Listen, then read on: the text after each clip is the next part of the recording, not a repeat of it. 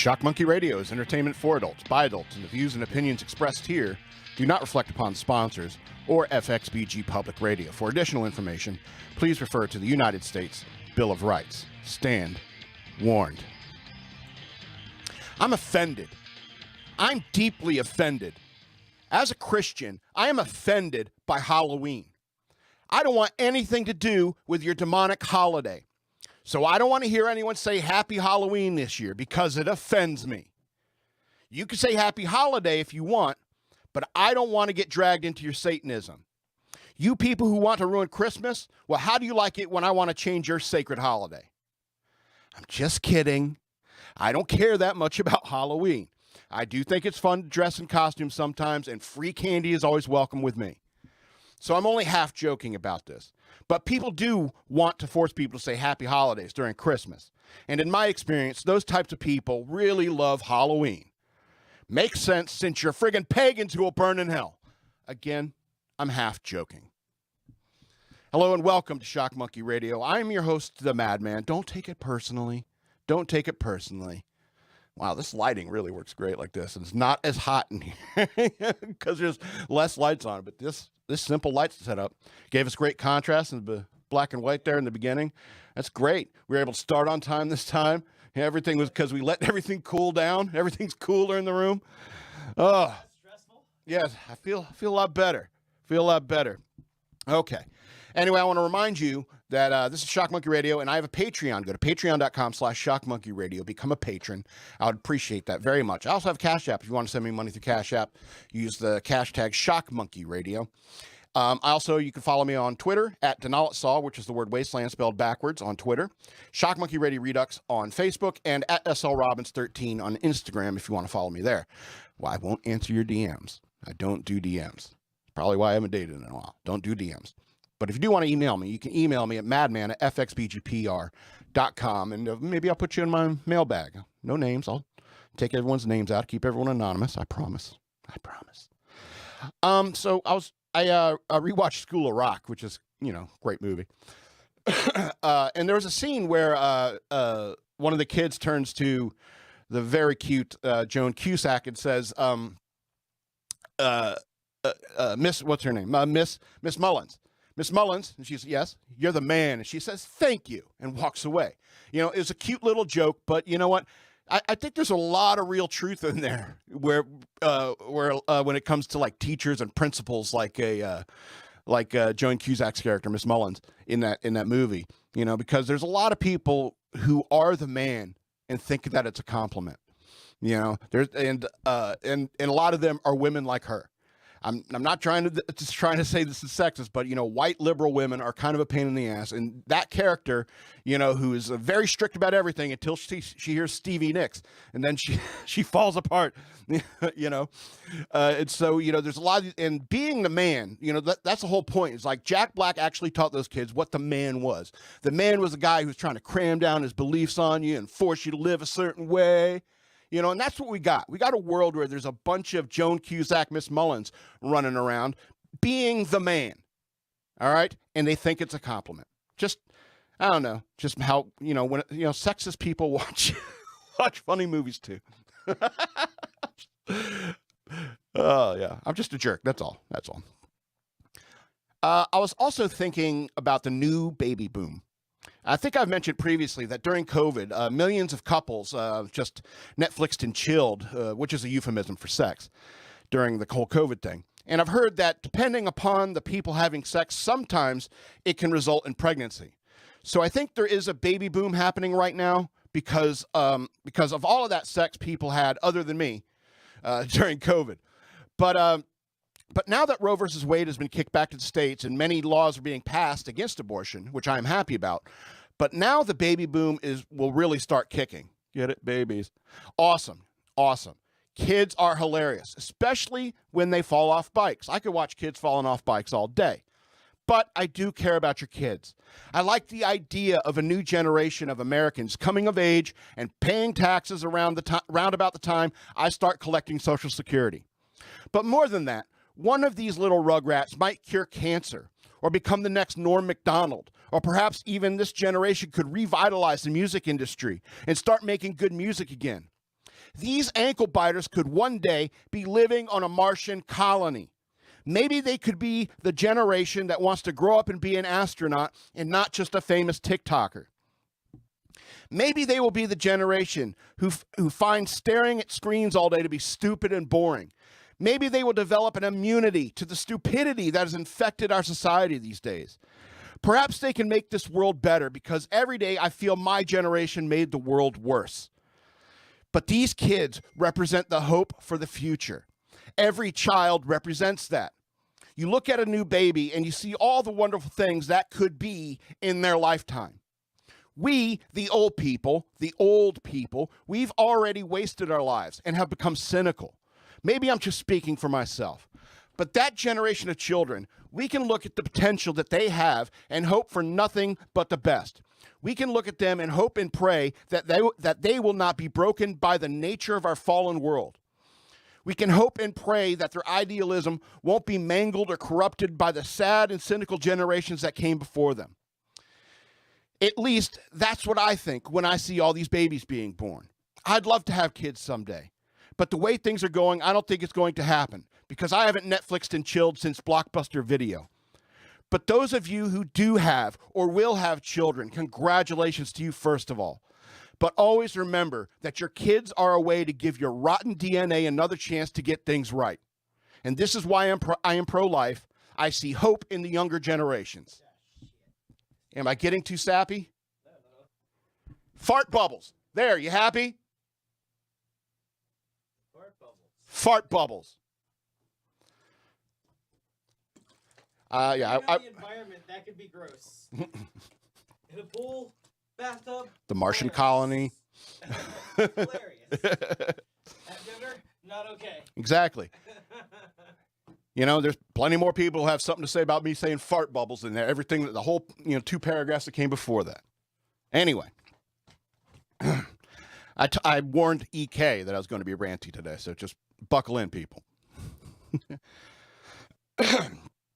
So I was thinking about Joseph and his amazing Technicolor nightmare coat. I mean, Joseph and the coat of many colors, from the Bible.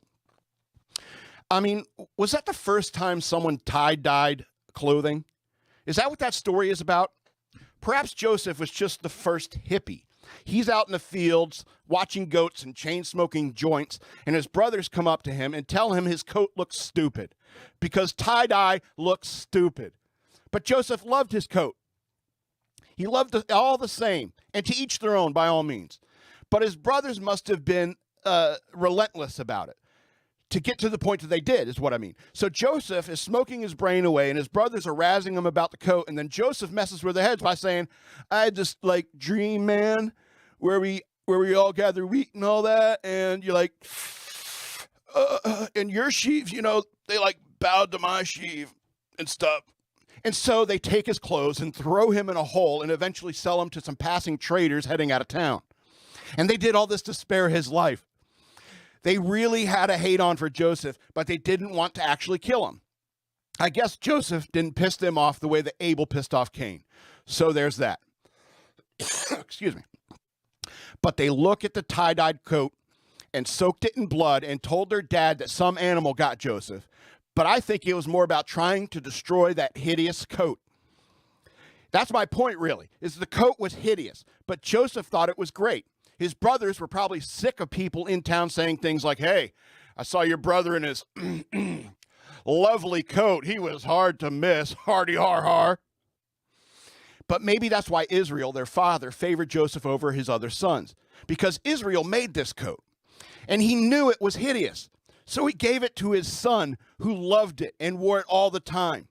Israel knew that Joseph didn't love the coat. He loved his father, and therefore he loved the coat. I don't know. I just wish I could see the coat so I can get a better idea of what this story is all about. Maybe the coat was like that dress that broke the internet a few years back, where some people saw black and blue and the others saw gold and white. Perhaps that's what the brothers were all bent out of shape about. They couldn't agree about what the colors of the coat actually were. People in town were even arguing about what the coat was actually looked like, just like the people on the internet did. And so they hatched this plan to put a stop to this whole debate. I just wish I could see the damn coat, is what I'm saying. Sometimes I feel like one day I'm going to give myself a stroke thinking about ridiculous stuff like this. All right. Only 10 minutes in. Might be a short show today.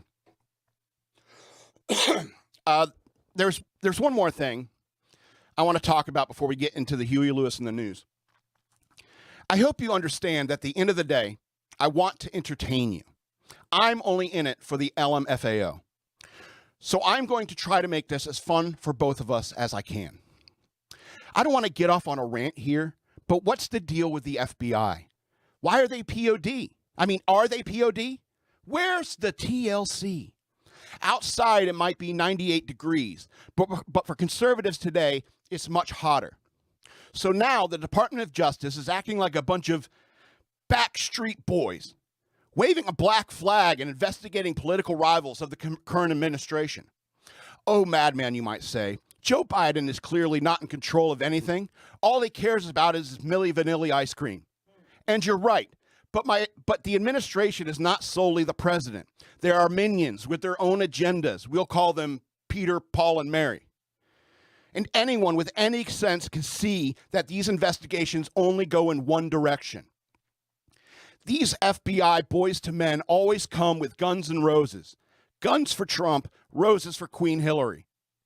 Those pet shop boys at the Department of Justice also seem to ignore all the Prince, Hunter Biden, Sly and the Family Stone stuff, Ukraine involvement, and apparently Trump is public enemy. You conservatives like DeSantis might think you're like the new kids on the block, but you too will soon be in the crosshairs of the yardbirds in these three-letter agencies. Plus, we all know that the talking heads on CNN and the like are all on the side of these idiot liberals who are terrified of Trump, and they will pull a Coldplay and cheat any way they can in order to win power. I know it's all just futile rage against the machine, and I should go back to My Chemical Romance. But I'm pissed and a little scared. I fear the who might come for me. I fear the velvet underground of the deep state. Should I just be a modest mouse and keep my mouth shut? Or should we all stand against little Anthony and the Imperials? But the fact of the matter is that I'm no longer a sonic youth. So maybe I should remain an outcast and let the police handle it. I don't know. I just want to find a Joy Division. I just want the loving spoonful. So strike up the band, pray to Abba, and let the Clash be drowned out through the four seasons. The elements of earth, wind, and fire will not be changed by the monkeys like me. That's just my opinion. I could be wrong. Let's go ahead and get into the news worth knowing.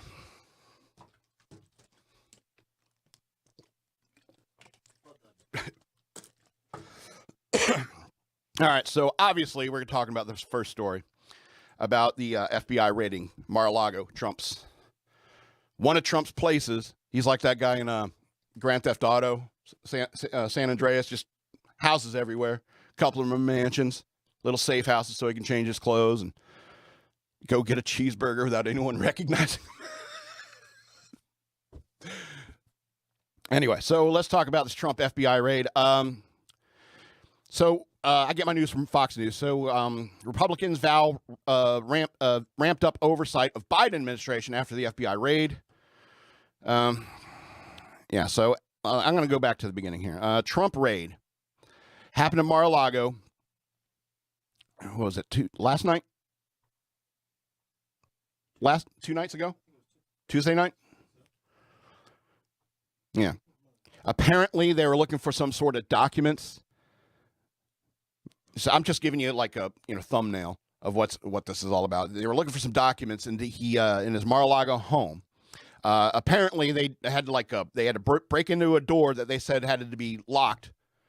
When they previously talked to him about it, they broke into his safe to apparently find these documents that they were looking for, and they didn't allow Trump in the room. They wouldn't allow his attorneys in the room.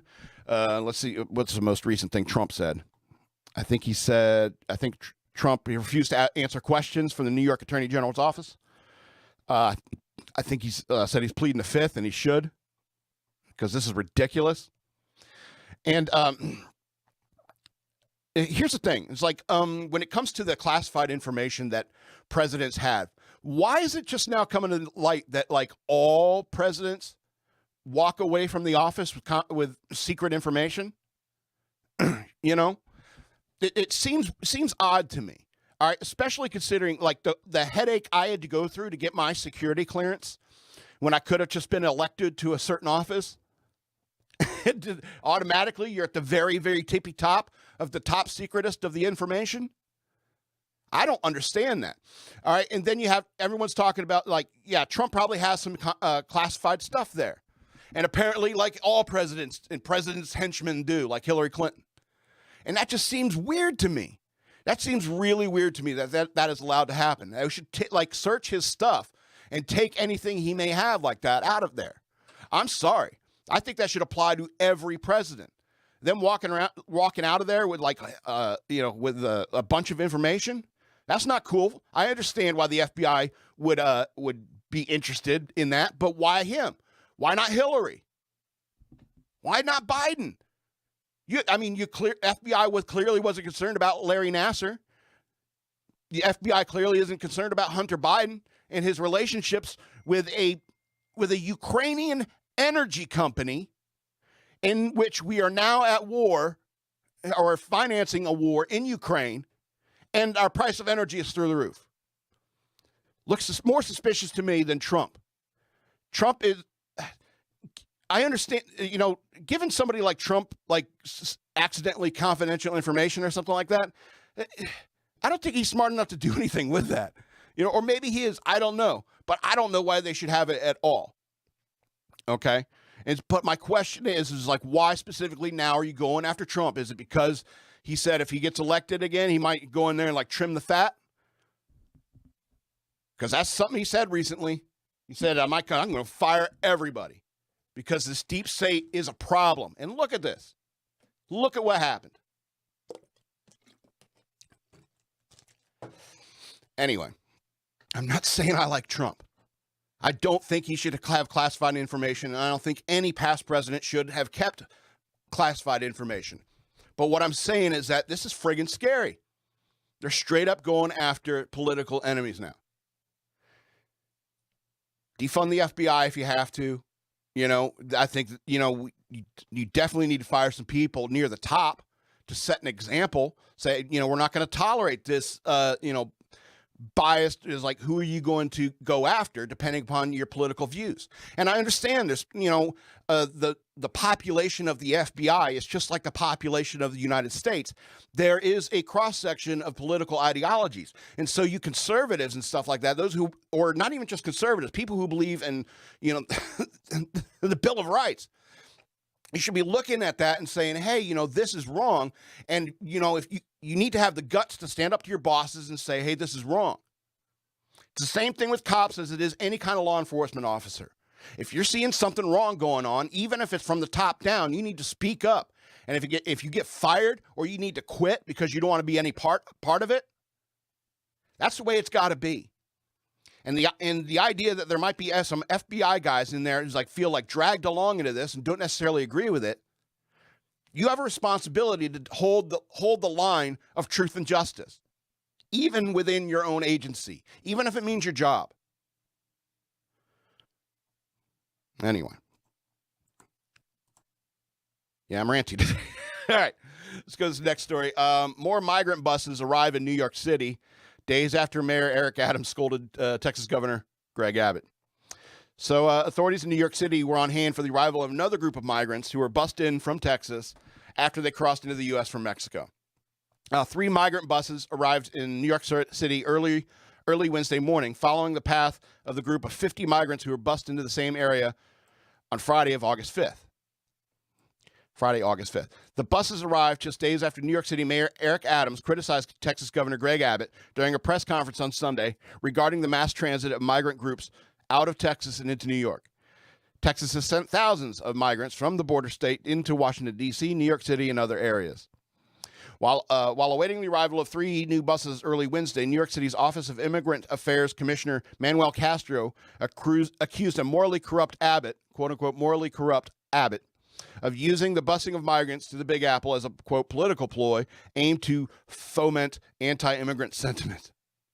Quote, this is a quote now, you cannot take the words of Governor Abbott seriously. He demonstrated his moral character with these actions, and they're disgusting. We do know that people are arriving with a great amount of needs because of the treatment they received in the state of Texas. Castro said outside the New York Times building in Manhattan. He went on to say, again, this must be condemned. This must be looked into, and our federal government will take steps to hold them accountable. No one is blaming them, but we are condemning this Governor Abbott's treatment. If he wanted to help, he would be busing them to actual locations that they need to, most to be meat to be transported to, but he's not. He's transporting people to Washington, D.C. and New York City without any communication with us and with the intent of forcing us as much harm as possible to our cities. At the press conference, so they do cause harm to your cities? I'm sorry. At a press conference on Tuesday, Adams threatened to take a busload of New Yorkers to Texas to door knock and help get Abbott out of office for the good of America, before then calling for more federal funding to address the influx of migrants to the Big Apple sanctuary city. Yeah, it's a sanctuary city. You said you wanted them. Quote, this is horrific when you think that this is what the governor is doing, Adams said. We are finding that some families are on the bus that wanted to go to other locations, and they were not allowed to do so, New York City mayor added. They were forced on the bus to the understanding they were going to other locations that they wanted to go, and they tried to explain that they were not allowed to do so. I'm like a frog in my throat today. Anyway, well, here's the thing. We're not paying them to bus them wherever they want. All right? They don't get a choice. They're illegal immigrants. All right? Second of all, you liberal cities, you said you're sanctuary cities, you said you wanted them, and are sending them to you. However, I will argue that Greg Abbott, the border is much closer than New York City. Save your constituents some money. Just ship them out. Ship them right across the border, right back across. Build your own wall if you need to. Anyway, let's go to this next story. Yeah, it might be super short show today, maybe. All right. Secret Service officer assaulted outside of the White House. Suspect arrested. All right. A man was arrested for allegedly assaulting a Secret Service officer outside the White House on Tuesday. A spokesman for the Secret Service told Fox 5 DC that the incident unfolded at approximately 12:30 p.m. Tuesday on Pennsylvania Avenue, and that the attack on the officer was unprovoked. Motive for the assault was not immediately clear, and the officer suffered non-life-threatening injuries. Fox News Digital reached out to the Secret Service Wednesday seeking more information. The incident remains under investigation by the Secret Service. The Hill reported that President Biden was at the White House at the time of the incident, but none of the president's public events were affected. According to the president's official public schedule, Biden delivered remarks starting at 10 a.m. on the South Lawn and signed the CHIPS, C-H-I-P-S, and Science Act of 2022. Then at 2 p.m., Biden was on schedule to deliver remarks in the East Room before signing accession protocols for Finland and Sweden to join NATO. You know, I don't know why people do this attack. Just some random police officer or, Secret Service officer. You know, that's not how you fight back against the man. You know, that's not how it's done. It's just going to end poorly for you. And so, because I mean, you know, these guys are armed. It's just silly. I really don't understand why. I mean, as much as I dislike the FBI right now, I don't want to beat any of them up. You know what I'm saying? I don't want to. You're the FBI. Well, I'm going to kick your ass. You know, that's not going to help anything. You know, if anything, it's just going to get my ass in trouble. You know, so I really don't understand that kind of violence. You know, I suppose violence itself doesn't make sense. Speaking of, let's talk about lawless New York. What are you still doing there, Gavin McInnes? Video shows group of New York City teens opening fire. Police in New York City have released a disturbing video showing a group of teenagers opening fire in broad daylight at a 17-year-old victim. Investigators are searching Wednesday for 4 unknown individuals following the attack that unfolded Monday afternoon in the city of Queensboro. That's one word, Fox editing. The New York City Police Department, in a statement to Fox News Digital, said 2 of the individuals discharged firearms at the male victim. And if you watch the video, like one was like had the pistol right next to his friend's head. What idiots. Anyway, the victim sustained a gunshot wound to the right thigh and was transported by EMS to Long Island Jewish Hospital in stable condition, police said. The individuals fled on foot to parts unknown. Video of the incident shows one of the teens gesturing off-screen to the victim and 2 others behind him draw their handguns and start firing. Teens then flee down the sidewalk as the victims run away in the other direction. The individuals, this is a quote, the individuals are being sought are described as males approximately in their teens with dark complexion, slim builds, and are all wearing face masks, NYPD said. So, it just irritates me. Lawless New York. You know, I thought that guns were outlawed in New York. You had to like jump through a bunch of hoops to get a gun in New York proper. You know, that seems weird. How'd they get the guns then? And so, and my other question is like none of those guys look old enough to buy a beer. Don't you have to be 21 now to own a firearm? Huh. That seems weird. All your gun laws aren't stopping these criminals. Or it could be the fact that, you know, because of their complexion, you're not interested in arresting them. And if you do have to arrest them, then you're going to probably not prosecute them because of racism. It's more racism not to prosecute somebody who commits a crime. That's worse for society, arguably. Racism is bad for society, yes, but not prosecuting criminals is worse for society. Idiots. Anyway, I got 2 more stories before we get out of here. Let's lighten the mood. Let's feel a little better. So, Little Leaguer comforts a pitcher who hit him in the helmet with a pitch. There's a scary moment in the Little League World Series Southwest Regional Championship as Oklahoma's Isaiah Jarvis was struck in the helmet by a pitch. However, the somberness turned heartwarming soon after. Texas East pitcher Caden Shelton was visibly shaken up as Jarvis lay in the batter's box. After Jarvis got up and reached first, though, he noticed how upset Shelton was, and so he decided to comfort him. Shelton was taken out of the game after a brief mound visit with Jarvis, as well as his team and coaches. But before anything else, he could join the 2 on at the mound. It seemed like Jarvis had some encouraging words for Shelton, and they embraced on the mound. When Texas East head coach walked to the mound, his mic caught Jarvis telling Shelton that he was doing just great in the ultimate sign of sportsmanship. Texas East, Pearland Little League, won the game 9-4, advancing to Williamsport. Now, the video is great because you see the kid get hit in the head with that's never fun to see. But that is why they wear the helmets.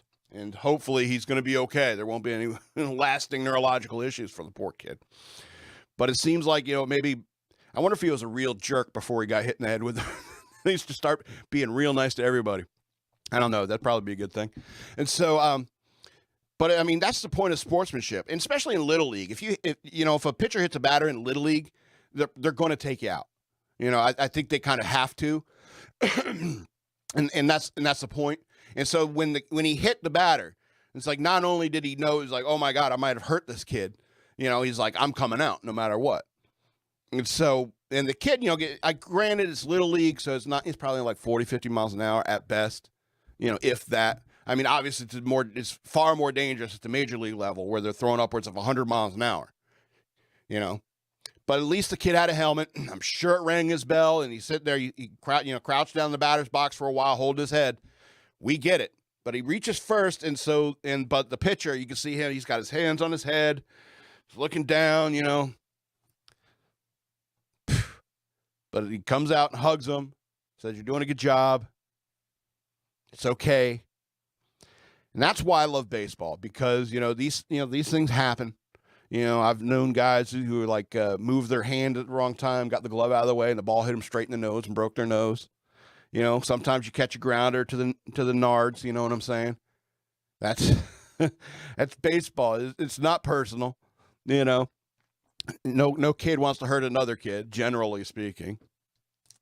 All right, got one more story. And we'll get out of here for the week. I don't even know if EK's in here. I don't think so. I may have to end the show myself. I'll figure it out. So a Virginia 12-year-old is helping kids with cancer after losing his mom to the disease. All right. One kid does something amazing, and it can inspire another kid to do amazing things too. And another one, and another one, and another one. Great writing, Fox. All right, so this is partly why Jerome Hoffman, a 12-year-old living in Virginia, is dedicating a big chunk of his time this year into helping kids who are in the hospital with cancer. He wants to brighten their days as they go through their treatment and let them know that other people are thinking of them and really care. He's involved because of young Jessie Rees, a 12-year-old girl in California who valiantly fought cancer from March 2011 to January of 2012, who, during that period of struggle, thought of helping other kids with cancer. Out of the kindness of her heart, she created a project with her family to reach out to others with fun gifts and sincere cheer. Just as she shared kindness with others, Jaron Hoffman's main project this year, aside from school swimming and other activities, is sharing kindness with complete strangers. It's about showing kids with cancer that someone out there cares about them, even as the scientific, medical, healthcare professionals do their part to work on the cure for cancer. I thought about it for a little bit, Jaron Hoffman told Fox News Digital recently in his goal of helping kids with cancer, and whether he'd pick the care or the cure for his focus. I decided to do the care instead of the cure, he said. The cure part of handling cancer is left to the professionals, the young man noted, and it would, quote, would take really long. It's not necessarily helping any lives at this moment, he said. Okay. But in the care part of the equation, people can donate jars of joy to kids in need. And the kids right in this moment can experience that gift and its thoughtfulness. This fall, Jaron Hoffman will be putting his feelings into action in a tangible way as he helps raise money for a good cause. He's participating in an event on October 8th at Tyson Sport and Health up in McLean, Virginia. Excuse me. Together with his dad, his younger brother Nathan, and many other families and participants, Jaron Hoffman will be stuffing plastic joy jars with toys for kids. Whew, that's a tongue twister. Stuffing plastic joy jars with toys for kids. And decorating those containers and tailoring them to children's specific interests and likes. That's cool. Every kid likes different kinds of toys, and that means they'll enjoy it more. Every kid is different, said Jaron Hoffman. The kids with cancer can enjoy something, he also said. Members of the Rees family will also be present, including Eric Rees, Jessie's dad, and they'll be guiding the group as they prepare the joy jars for the kids in need. To date, Jaron Hoffman has raised $30,000 for his Jessie Rees Foundation effort. It's a beautiful gesture of giving to others in time of need, and even more inspiring when one considers his own recent experience. Jaron Hoffman, at a young age, already knows the pain of losing someone he loved to cancer. His mom, Kim Hoffman, died last year, shortly before her 42nd birthday. She would have been 42 years old in July of 2021. Very good-looking woman. She fought cancer with everything she had, left her husband, Dan, with the two sons to carry on the family. Dan Hoffman wrote a moving essay last year about his wife's battle and the legacy she left with her family. Quote, diagnosed with neuroendocrine cancer in January 2017, Kim endured a complicated Whipple surgery to remove a cancerous tumor from her pancreas, 14 months of chemotherapy, a hernia operation, and 2 liver resections over the course of 3 years, wrote Hoffman. He is a former station chief with the Central Intelligence Agency and is a Fox News contributor. That's why they live in McLean. While she was in a hospice, Kim devoted her remaining 3 months on this earth to our children as faithfully as she had since the day they were born, he wrote.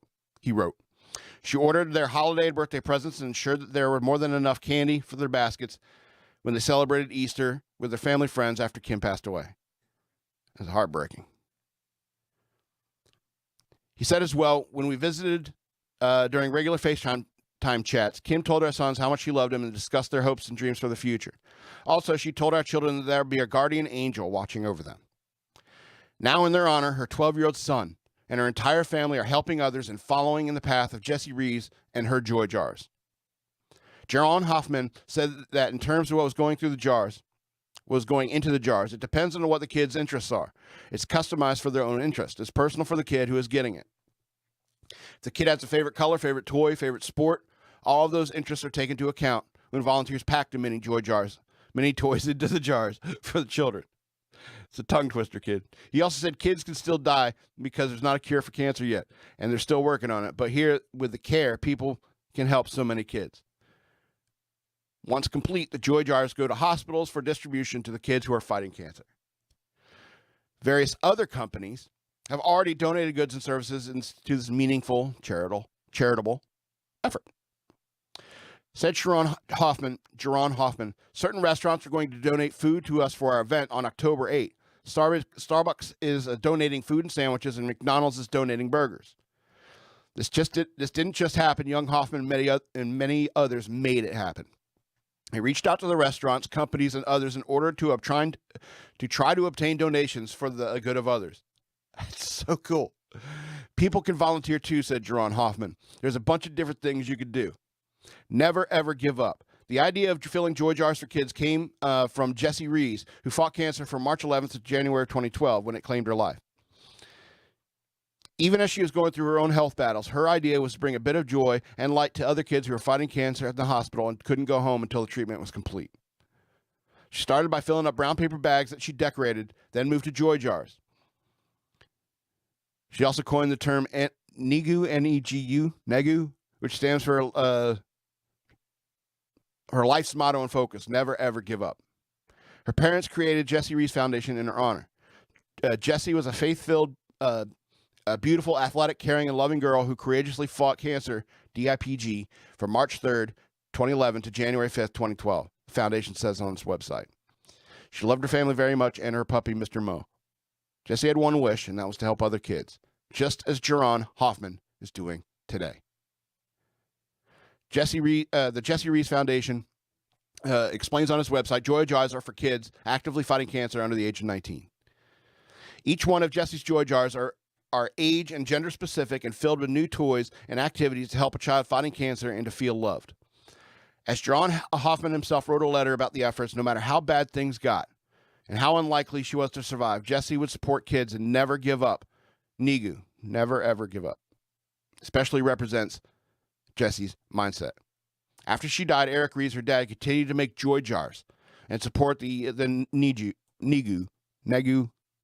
N-E-G-U, never ever give up. She continued, but now that they are a 501c3 nonprofit organization, now they're a 501c3 nonprofit organization dedicated to encouraging kids to fighting cancer.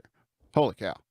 Anyone wanting to donate or help out ahead of the October 8th event in McLean, Virginia, or at any other time of year, in any way, you can visit the website at negu.org.